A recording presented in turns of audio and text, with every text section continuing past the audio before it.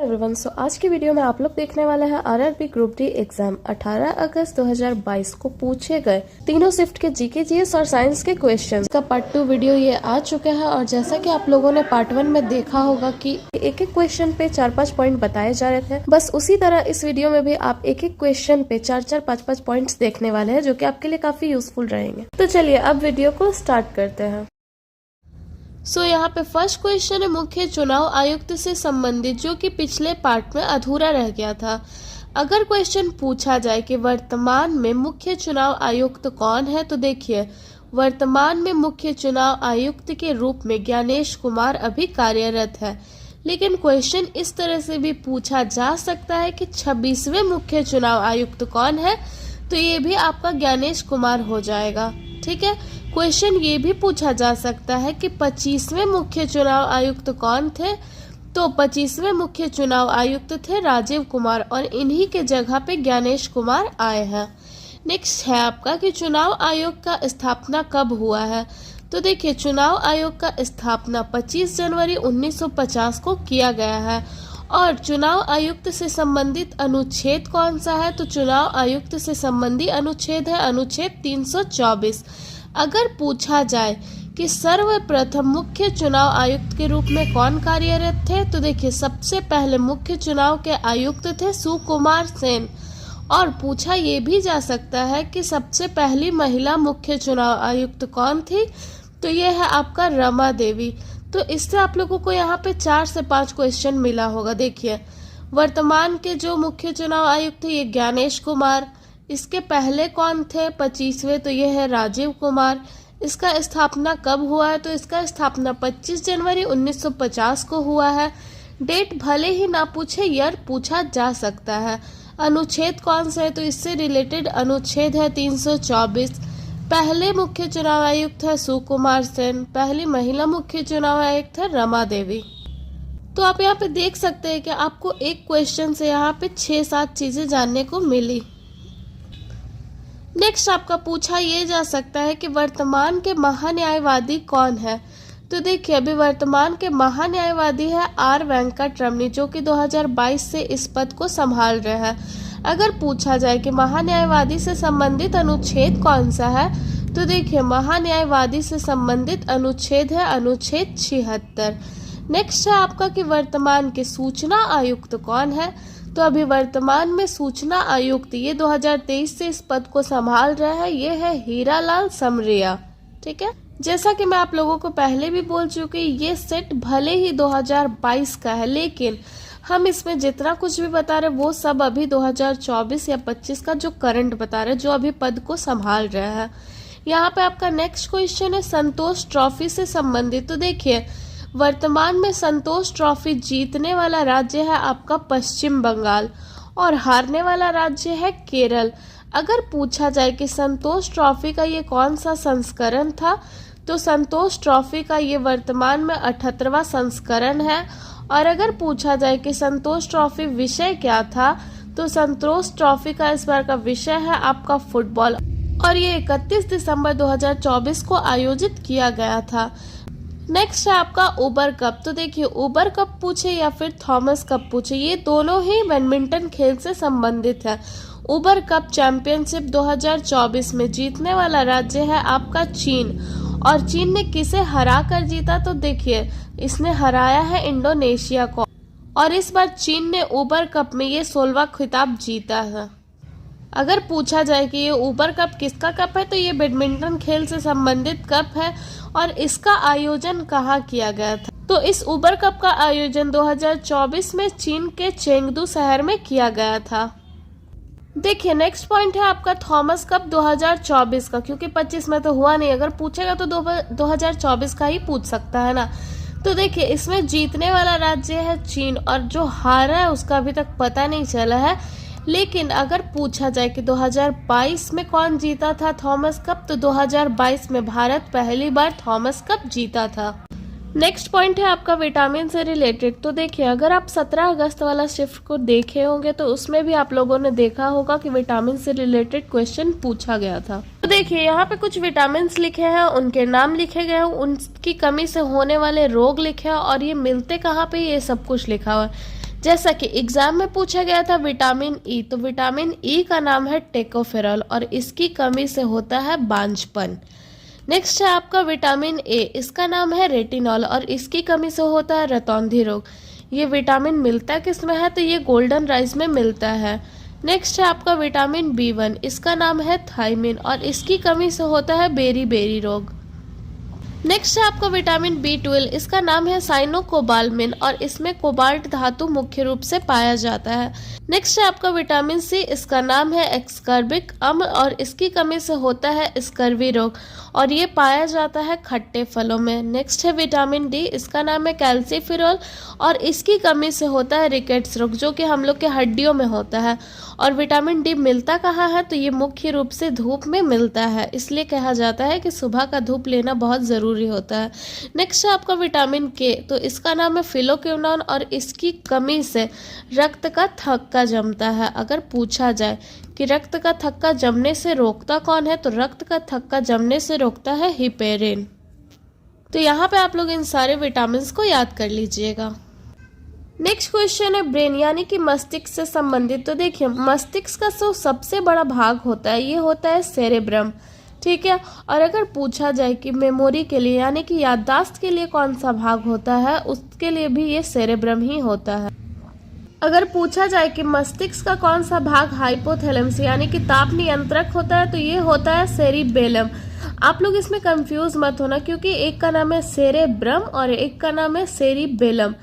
बात करें अगर स्पाइनल कॉर्ड यानी कि मेरुदंड की, तो ये हम लोग के गर्दन के बैक साइड से स्टार्ट होता है और ये पीठ के निचले हिस्से तक रहता है, जिसे रीढ़ की हड्डी कहते हैं। ये हमारे पूरे शरीर को नियंत्रित करता है, हमें सांस लेने, हिलने डुलने हर चीज में ये हम लोग का मदद करता है।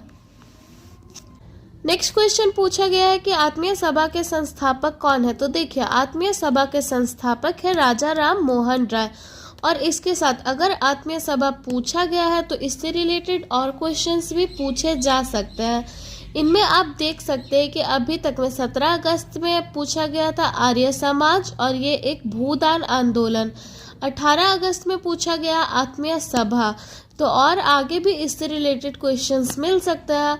सो देखिए अगर पूछा जाए कि ब्रह्म समाज के संस्थापक कौन है, तो आत्मीय सभा की ही तरह ब्रह्म समाज के संस्थापक भी राजा राम मोहन राय है और इन्होंने 1828 में ब्रह्म समाज की स्थापना की थी।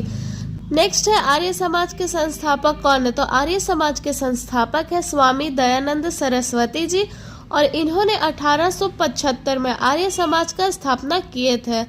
नेक्स्ट है रामकृष्ण मिशन। तो रामकृष्ण मिशन के स्थापना करने वाले हैं स्वामी विवेकानंद और इन्होंने 1897 में रामकृष्ण मिशन का स्थापना की है। इसके साथ ही स्वामी विवेकानंद जी ने 1897 में ही कोलकाता के अंदर वेलूर मठ का भी स्थापना किया। नेक्स्ट है अभिनव भारत। तो अभिनव भारत अभियान चलाने वाले हैं सावरकर बंधु। नेक्स्ट है नर्मदा बचाओ आंदोलन। तो नर्मदा बचाओ आंदोलन चलाने वाली है मेघा पाटेकर। नेक्स्ट है सर्वेंट्स ऑफ इंडिया। तो सर्वेंट्स ऑफ इंडिया सोसाइटी के संस्थापक है गोपाल कृष्ण गोखले। नेक्स्ट है कि सत्यशोधक समाज के संस्थापक कौन है। तो सत्यशोधक समाज के संस्थापक है ज्योतिबा फूले और इनकी एक पुस्तक है गुलामगिरी। तो अगर पूछा जाए कि ज्योतिबा फूले का पुस्तक कौन है, तो यह है गुलामगिरी। नेक्स्ट पूछा गया है प्रार्थना समाज के संस्थापक कौन है। तो प्रार्थना समाज के संस्थापक है आत्माराम पांडुरंग। नेक्स्ट पूछा गया है भूदान आंदोलन चलाने वाले कौन है। तो देखिए भूदान आंदोलन चलाने वाले हैं विनोबा भावे, जो कि 17 अगस्त को पूछा गया था।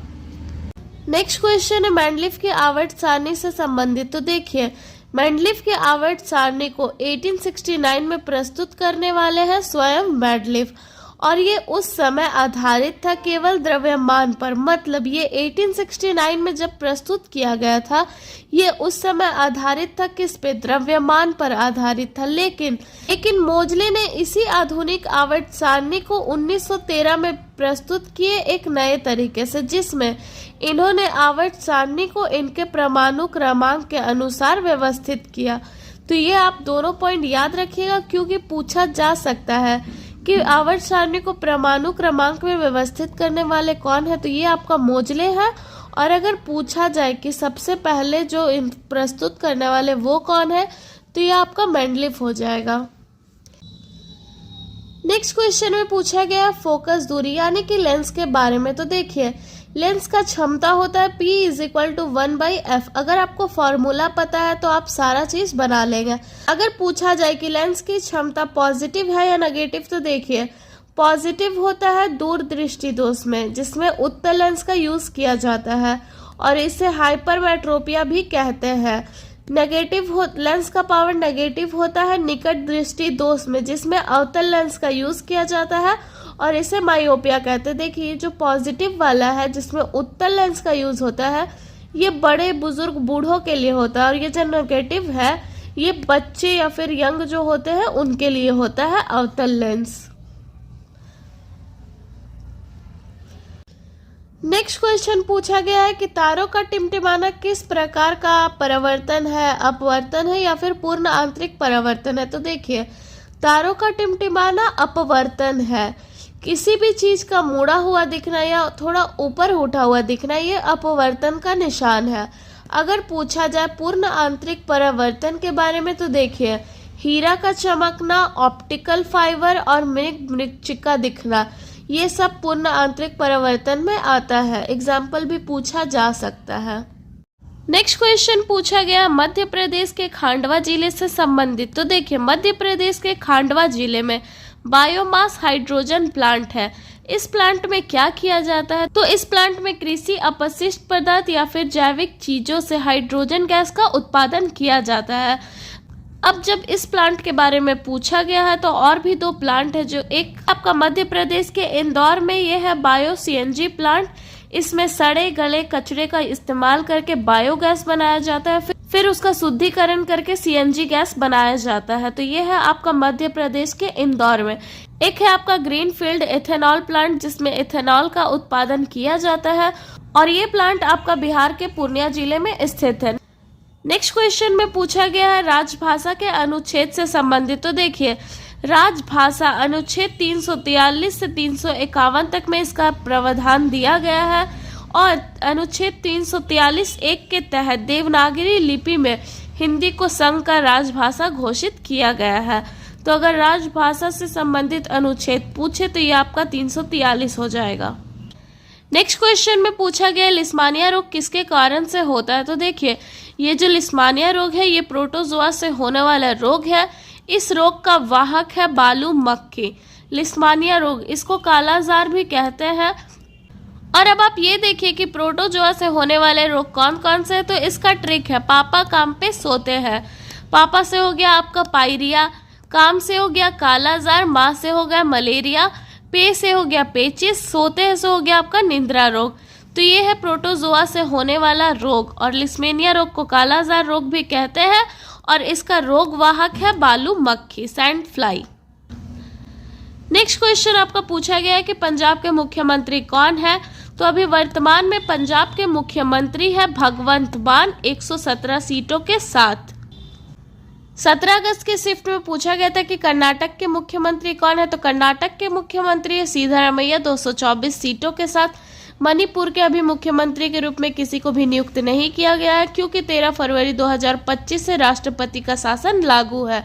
उत्तराखंड के मुख्यमंत्री पुष्कर सिंह धामी 70 सीटों के साथ। पंजाब के अभी मैं बताई भगवंत मान है 117 सीटों के साथ। उत्तर प्रदेश के मुख्यमंत्री योगी आदित्यनाथ 403 सीटों के साथ। गोवा के है प्रमोद सावंत 40 सीटों के साथ। महाराष्ट्र के है देवेंद्र फडणवीस 228 सीटों के साथ और त्रिपुरा के मुख्यमंत्री है मनिक शाह 60 सीटों के साथ। तो इन सभी को आप लोग याद रखिएगा क्योंकि एक मुख्यमंत्री पूछेगा ही पूछेगा। नेक्स्ट क्वेश्चन पूछा गया है डीएनए और आरएनए से संबंधित। तो देखिए डीएनए का फुल फॉर्म होता है डी राइबो न्यूक्लिक एसिड और यही आरएनए का फुल फॉर्म होता है राइबो न्यूक्लिक एसिड। डीएनए ये डबल हेलिक्स मॉडल पर आधारित है और यही आरएनए आपका सिंगल है। डीएनए का डबल हेलिक्स मॉडल देने वाले कौन है। तो डीएनए का डबल हेलिक्स मॉडल देने वाले हैं वाटसन और क्रिक। अगर पूछा जाए कि डीएनए का नाइट्रोजनी क्षारक कौन कौन सा है। तो देखिए डीएनए का 4 नाइट्रोजनी क्षारक है एडोनिन, गुआनिन, साइटोसिन और थाइमिन। और यही आपका आरएनए का जो नाइट्रोजनी क्षारक है ये है एडोनिन, गुआनिन, साइटोसिन और थाइमिन के जगह पे है यूरेसिल। तो क्वेश्चन ये पूछा जाता है कि आरएनए में डीएनए से अलग कौन सा नाइट्रोजनी क्षारक है? तो ये आपका यूरेसिल हो जाएगा, क्योंकि डीएनए में है थाइमिन और आरएनए में थाइमिन के जगह पे है यूरेसिल। ये तीन तो है, एडोनिन, गुआनिन, साइटोसिन आरएनए में है, लेकिन थाइमिन के जगह पे है यूरेसिल, तो इसे आप लोग याद रखना। नेक्स्ट क्वेश्चन पूछा गया है पेसमेकर से संबंधित। तो देखिए, ये है हम लोग का हार्ट। एक्चुअली में तो ऐसा नहीं होता, पर इसको समझाने के लिए बनाया है। इसमें हम लोग का होता है 4 चैम्बर और यहाँ से स्टार्ट होता है धड़कन, ऐसे नोट, जिसको पेसमेकर भी कहते हैं। और इसके खराब हो जाने पर बाहर से कृत्रिम पेसमेकर लगाया जाता है, जिसमें बैटरी के रूप में लिथियम आयन का इस्तेमाल किया जाता है। ठीक है, इसको आप लोग याद रखना। अगर पूछा जाए कि हार्ट के द्वारा एक बार में कितना ब्लड सर्कुलेट होता है, तो केवल 70 ml एक बार में सर्कुलेट होता है। अगर पूछा जाए कि रक्त परिसंचरण देने वाले कौन है, तो ये है विलियम हार्वे। अगर पूछा जाए कि हार्ट बीट को मापने में किसका यूज किया जाता है, तो हार्ट बीट को मापने में स्फिग्नोमैनोमीटर का यूज किया जाता है, या फिर बीपी ब्लड प्रेशर को नापने में भी इसी का इस्तेमाल किया जाता है। नेक्स्ट क्वेश्चन में पूछा गया है मीथेन के बारे में। तो देखिए, इसका फॉर्मूला है CH4। ये कहाँ कहाँ मिलता है? तो ये कोयले के खदान में, दलदली भूमि, जुगाली, पशु और धान के खेतों में मिलता है। अगर पूछे जाए कि मार्स ग्रह में कौन सा गैस पाया जाता है, तो देखिए मार्स गैस में भी मीथेन गैस पाया जाता है।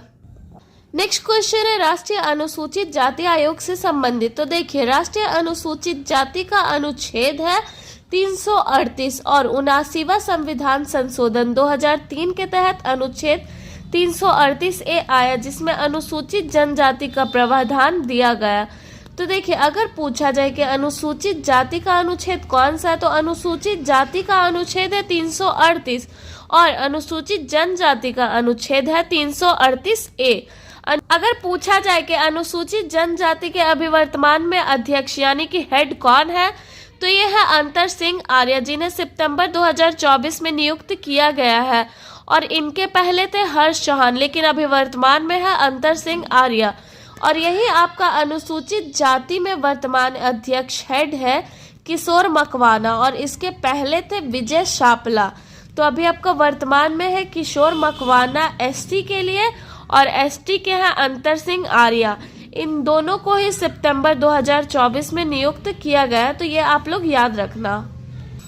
अब यहाँ पे संशोधन से संबंधित कुछ इम्पोर्टेंट संशोधन है, जिसको आप लोग याद कर लेना।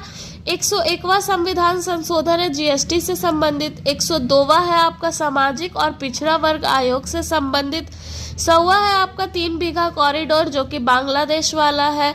103वां है आपका ईडब्ल्यूएस को 10% आरक्षण मिलता है।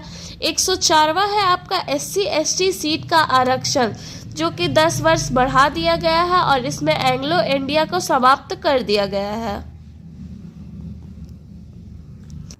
नेक्स्ट क्वेश्चन है आपका ग्रैंड मास्टर से संबंधित। तो देखिए, ये ग्रैंड मास्टर आखिर है क्या? तो ये शतरंज के खिलाड़ियों को दिया जाने वाला उपाधि है। अगर पूछा जाए कि वर्तमान में ग्रैंड मास्टर का उपाधि किसे दिया गया, तो सितंबर 2025 में S रोहित कृष्णा को दिया गया है, और ये है 79वें खिलाड़ी। तो अगर एग्जाम में पूछा भी जाएगा तो ज्यादा पुराना नहीं पूछेगा, ज्यादा से ज्यादा 87, 88 या 79 के बारे में पूछा जाएगा। तो 87वें खिलाड़ी है हरि कृष्ण एरा, और 88वें खिलाड़ी है दिव्या देशमुख, जो कि एक लड़की है, और अभी वर्तमान सितंबर 2025 के हैं S रोहित कृष्णा, और ये तीनों ही शतरंज खिलाड़ी है। अगर पूछा जाए कि सबसे पहले ग्रैंड मास्टर का उपाधि किन्हें मिला था, तो ये विश्वनाथ आनंद को मिला था। और अगर महिला का पूछा जाए कि महिला में किसे मिला था, तो ये विजय लक्ष्मी को मिला था। नेक्स्ट क्वेश्चन पूछा गया है सुषमा स्वराज द्वीप से संबंधित। तो ये अंडमान निकोबार का जो हैवलॉक द्वीप है, इसका नाम 2018 में बदलकर इसका नाम स्वराज द्वीप रखा गया है। क्वेश्चन ये भी पूछा जा सकता है, क्योंकि अभी हाल ही में राजद्वीप का नाम बदलकर बॉस द्वीप रख दिया गया है, और ये भी अंडमान निकोबार का ही द्वीप है, जिसका नाम रॉस द्वीप से बदलकर बॉस द्वीप कर दिया गया है। नेक्स्ट क्वेश्चन है कच्चाई लेमन फेस्टिवल कहाँ का है? तो कच्चाई लेमन फेस्टिवल ये मणिपुर राज्य का है। अगर पूछा जाए काला चावल का जीआई टैग कहाँ है, तो ये भी मणिपुर में है। लोकटक झील कहाँ है, तो ये भी मणिपुर में है। राष्ट्रीय खेल यूनिवर्सिटी कहाँ स्थित है? तो ये भी मणिपुर में ही स्थित है। और थांगटा डांस जो कि मार्शल आर्ट वाला है, ये भी मणिपुर राज्य से संबंधित है। अगर पूछा जाए लद्दाख का कौन सा है फेस्टिवल, तो लद्दाख का है हेमिस फेस्टिवल, लोसर फेस्टिवल और स्पुतनिक गस्टर।